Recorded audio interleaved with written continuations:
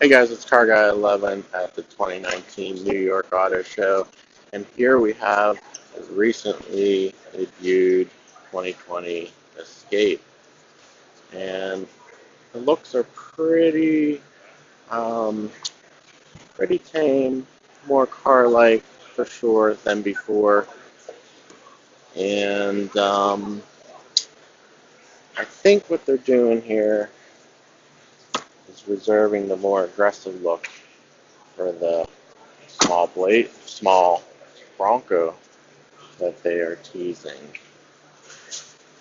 Let's look inside here.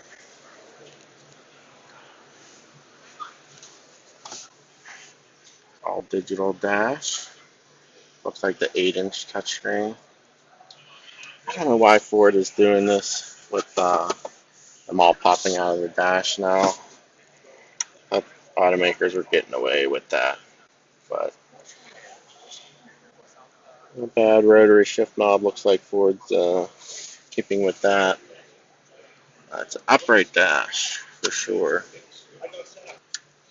A large panoramic roof. Let's see the back legroom.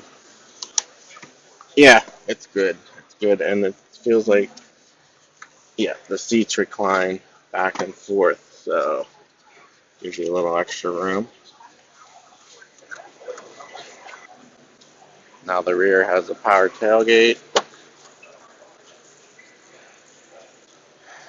and decently sized cargo area. Not the biggest, but not the smallest either. So overall, I think what they're doing with this vehicle is replacing car buyers since they are getting away from cars in their lineup. There's no more Focus. Fusion's going away.